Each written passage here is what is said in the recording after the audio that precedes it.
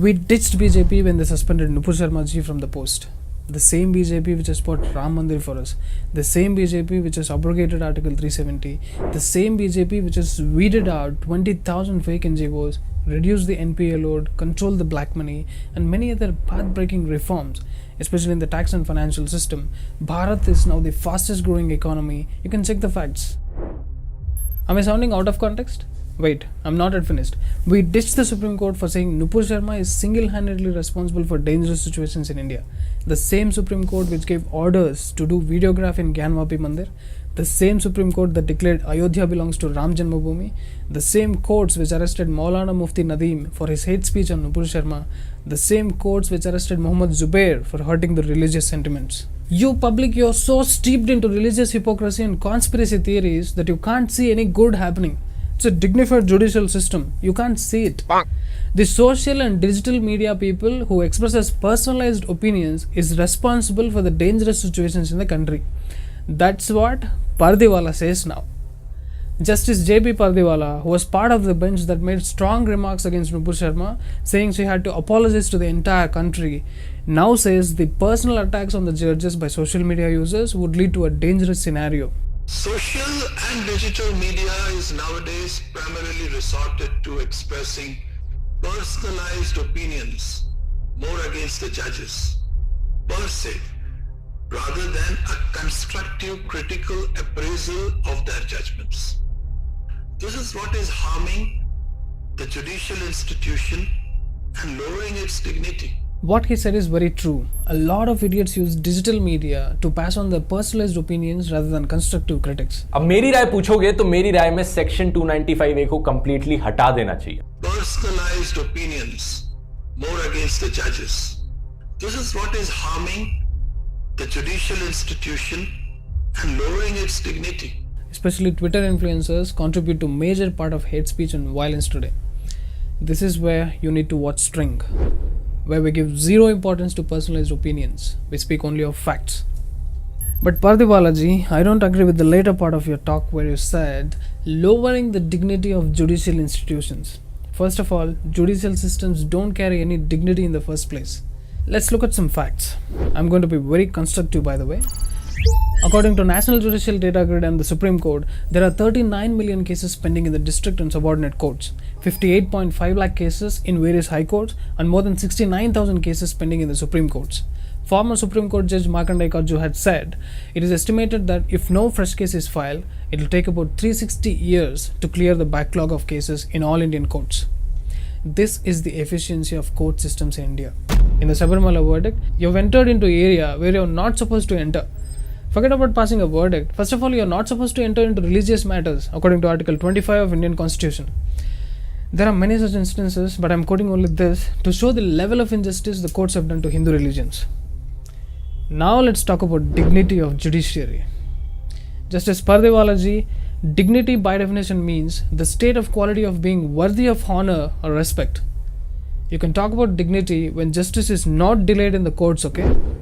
Now there is a huge conspiracy going on over single-handedly responsible for the dangerous situation in the country.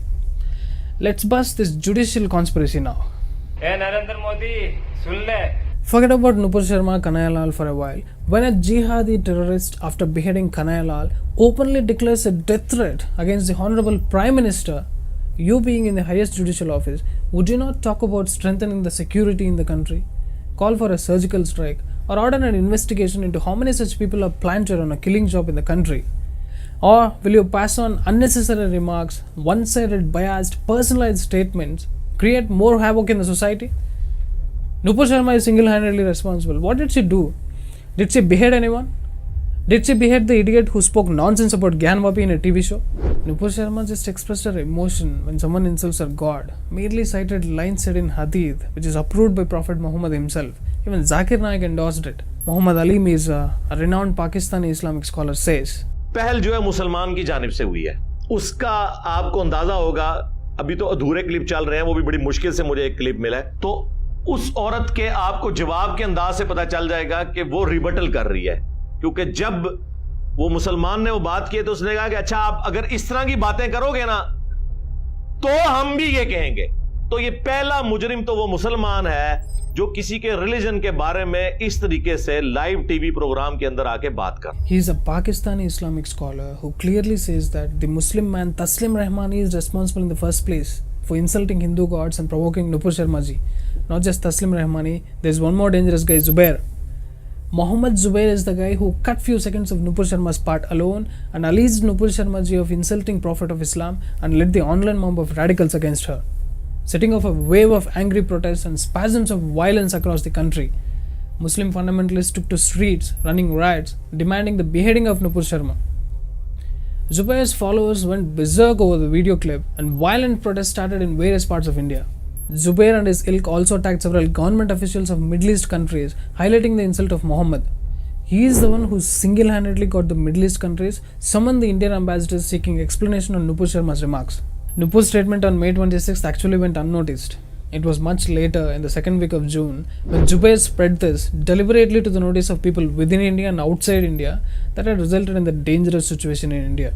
Dear judges of the Supreme Court, now tell me who is single-handedly responsible for the dangerous happenings in India? I can assure you 100% that if Zubair was not there, this much nonsense wouldn't have happened in the country. Kanayalal would have been alive and safe today. Your Honor, would you make sure that this guy gets a horrible sentence? Look at the anger in the crowd outside the premises of NIA court in Jaipur when police tried to get these jihadis into luxury jails. If there was no police, you can imagine the crowd would have plucked every part of the jihadis who killed Kanayalal. The situations have changed now. You must observe. We are at a completely different situation now. Thanks to Nupur Sharma ji for waking up all the sleeping Hindus. Dear judges, you must observe this with wide open eyes that the Hindus are awakening like never before. Not yet fully, but it's really good to see at least a few sects of Hindus come out in support of Dharma. You must observe this, number one. Number two, you cannot shake the conscience of an entire nation by bringing your personal opinions into the judgment.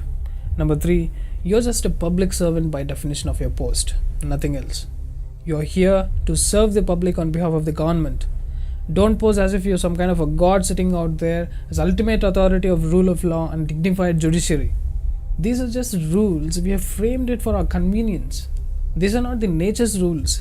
These are not existential laws. These are just social rules. Hence, there might be flaws. There have been amendments. Number four, it's your responsibility to behold people's faith on the fairness of the highest office of the Indian judiciary. If there is no faith in the judiciary, people seek shortcuts through bribery and favor, leading to unlawful behavior. And the fact is, people have lost faith in the judiciary. A Transparent International report says that 77% of respondents in a survey in India feel that the judiciary is corrupt. A prime example is the unauthorized buildings in Indian cities, churches and mosques constructed on encroached temple lands.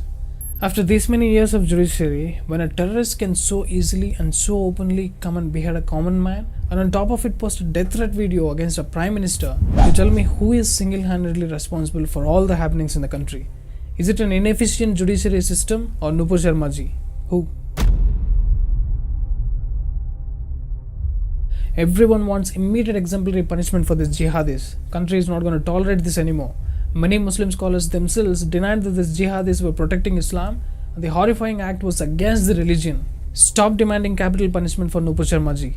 Any strong remarks on Nupur Sharma ji is not intended to protect peace of the nation but are purely personal and would account to epitome of stupidity of the judiciary and lack of dignity. And you bloody jihadi terrorist who are still under the impression that Hindus are a bunch of idiots who keep quiet even if their mothers and sisters are raped and murdered, no one is scared at you bloody. My guru has taught me what's beyond death. Death is a daily practice we do in our sadhana. Absolutely no attachment to life on the body. Not at all interested in going to your bullshit heavens. I am more dangerous than you. असुरों का विनाश महादेव करते हैं, जिहादियों ने नहीं. जय Shri Ram.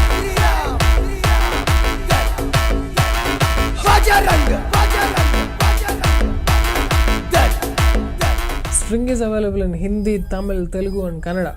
Now you can help your parents and local friends understand the reality. Please like and share the video. Your support is the only encouragement I have to sustain this mission to awaken the innocent. Please contribute whatever you can. Namaskaram.